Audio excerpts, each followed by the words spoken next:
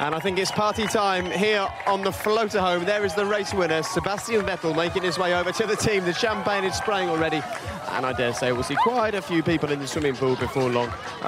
Eddie, how do these match up to the Jordan celebrations from back in the day? Well, ours were different. Marty was there for some of them in the Formula 3 days. We used to have absolute total chaos, but it was back in the garage, and we'd have a little rock and roll band, and we'd have our own style of celebration. This is very much Red Bull, and they are to be applauded because they've brought a little bit of humour, rock and roll, and a different style. Too long have many people in race teams, and particularly team bosses, and myself, I have to put my hand up, was one of those. We'd have a fight to see how quickly we could get home.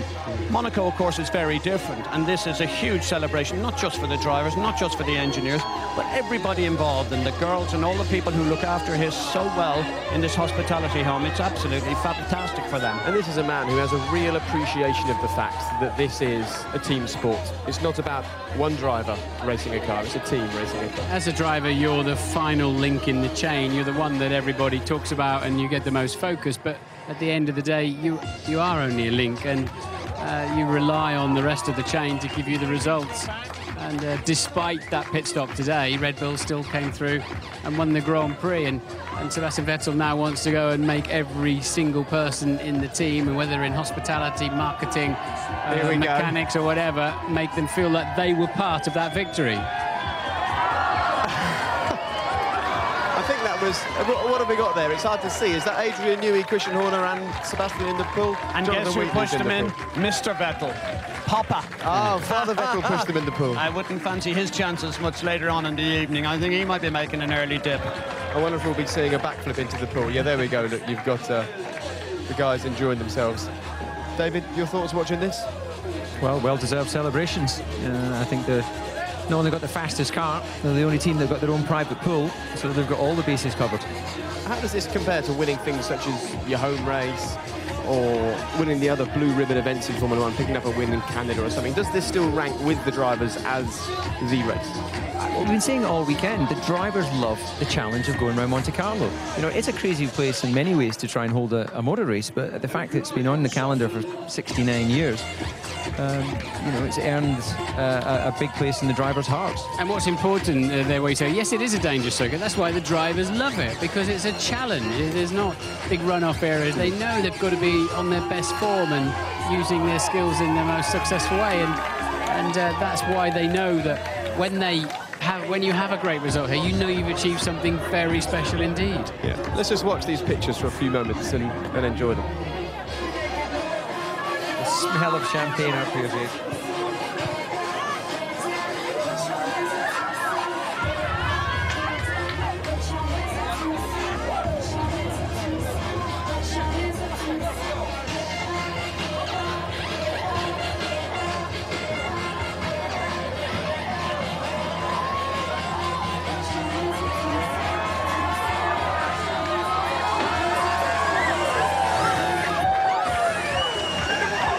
Okay, all kinds of people are going into the pool. I don't think this young lady really wants to go in, but I have a sneaky suspicion she has no choice. Indeed, she doesn't. Eddie, this is your moment now to go and grab Sebastian. I think that would be very risky. Thanks a lot, Jake. You always give me the most arduous jobs to do. I think Sebastian's far too close to the pool. As he gets out, I'm sure you can get him. I'm going to try and get him. Go on, Eddie. No, I don't believe you. I could be going in there. No, you won't. Go on, Eddie. There he is. This is your moment, Eddie Jordan. Hang on a second. And well done, EJ. Come on, we got a winner. We had a winner. Look, he's riling around. Oh, off goes the microphone. I'd like to commentate on that one. Actually, EJ can't swim. Eddie Jordan and the Formula 1 world champion, along with the defending world championship team. Red Bull is in the swimming pool in the Monaco harbour. I think this is a first for Eddie Jordan, and I don't want to be the person he goes near first because he won't be happy. That was more inevitable than Red Bull winning the race. That he was going to end up in there. He's looking for something. I think he's lost his glasses. He's lost his lucky coin. Can't see anything without his contact lenses. There's a lucky shamrock or something at the bottom of that pool that he's going to go and get.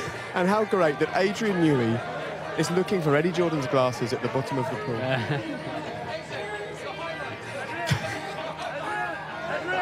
He's looking for something down there.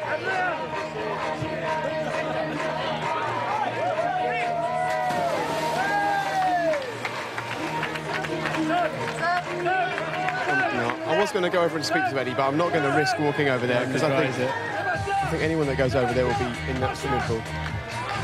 He's in again. I'm feeling deeply uncomfortable being within 5 metres of this pool.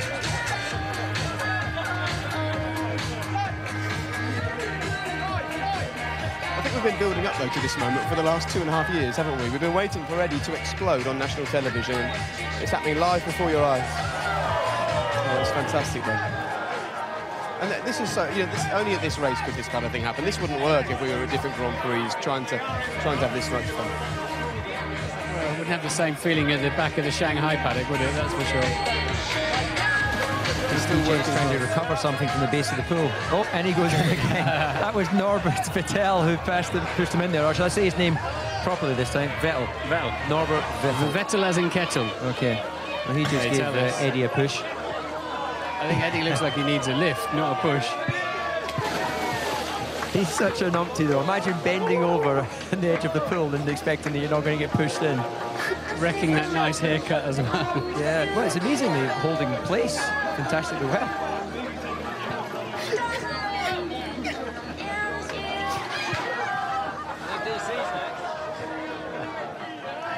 Oh, I think it's good TV, don't you? Hello, Christian. Christian, Eddie's lost his glasses. Are you going to help him find them at the bottom of the pool? I think they've gone for good, actually. I think Eddie's going to be in there for a while, by the looks of things. This is classic Eddie, though. He's commandeering just about every member of the Red Bull team to help him get them. But how great, though, that Eddie, after achieving what he did in this sport, is still a good sport to get involved. No, absolutely. I mean, Eddie's a larger-than-life character, and you know, he's always causing us mischief, so it's good to return the favour now and again. Eddie, Christian says this is in return for all the mischief that you've been causing. Suddenly, I think my earphones are waterlogged. He has a lot to answer for. I think yesterday, because he didn't know he was going in, he's trying to get his own back, isn't he? Well, this was pre-arranged from weeks ago, actually. They said, I didn't want to tell him that, but mine wasn't pre-arranged, but he got me sneakily. And I think these two boys have to have a visit in there. What about Brundle and Coulthard? I mean, come on, you can't have them out sitting here. DC's all in white, so that could be a bit embarrassing, though, so... Oh, yeah, all the better for us. Well, Eddie, as you are now wet... We'd love that. As you are now wet, I think you are the man to go and speak to Sebastian, because you can't get any wetter than you are. OK, we'll go and see. Go on, then. There's Sebastian. Sebastian, 1 minute. We just need you for the BBC. You want to go for a swim again? Listen, I've done enough swimming for a lifetime. But, you know... Look like a fish. World champion, winning in Monaco. You hadn't done before. This must be very special. It is. It's a very hard one to win. Obviously, a lot of things have to go right. We seen it today. It's an incredible achievement. So very happy. It was a tough call. We didn't think it was possible to one-stop that race, but in the end, things it worked nearly out was. for you. I mean, the safety car, a lot of things, but you put yourself in the right place at that time. Yeah, I mean, we obviously the safety car was helping, but we did take a lot of risk as well. So. Worst case, we would have finished third. There was a big gap, so I said, okay, let's try. I'm dealing with those tires pretty well and trying to make them last. On a happy note, how was it like seeing your dad float away in the pool? That was cool. So I think we will have. He was very happy too. Yeah, he was.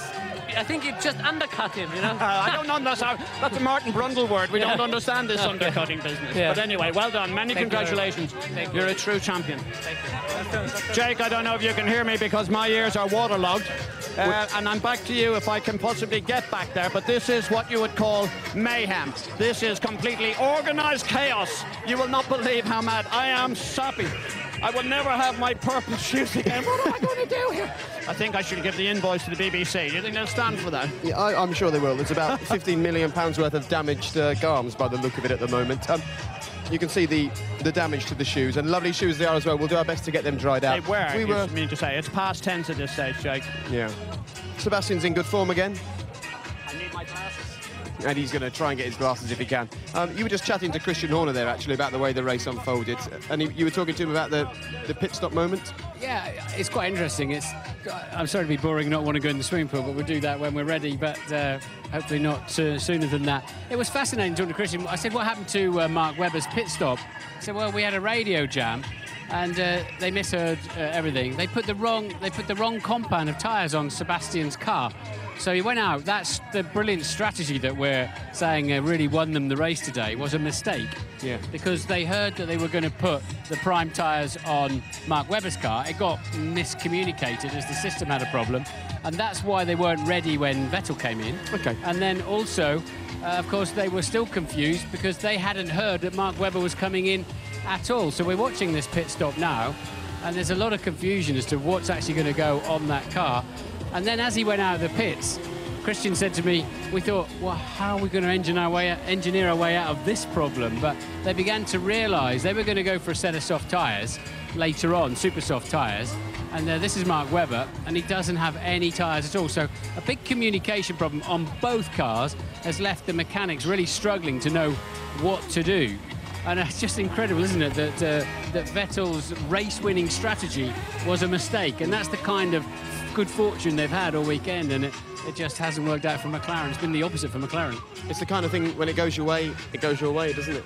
They did. They walk away with first and fourth, so not a bad weekend. No, not a bad weekend. And we leave here and we head to Canada, which, if Red Bull win, won't be an awful lot calmer than this. But it's another circuit where we say naturally Red Bull shouldn't shine, but the way things are going at the moment, you can't write the team off anywhere. No, they seem like they've got an answer for everything and everybody, but Canada's been a wild race, almost always, and with double DRS, tyre degradation, and, you know, Alonso's sort of right in there. McLaren have a very fast car too, to hopefully challenge McLaren. So the Canadian Grand Prix in 2 weeks' time should be an absolute blinder.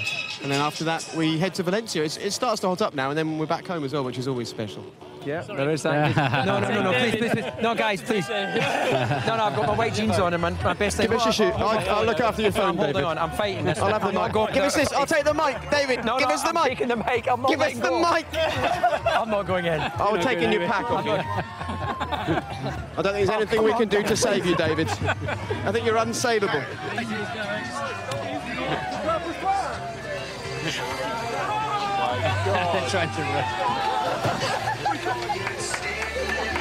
Oh dear, I knew it was a bad idea to come up here in the first place. Well, I think we'll leave you with these shots. We'll thank you very much for joining us for the 2011 Monaco Grand Prix.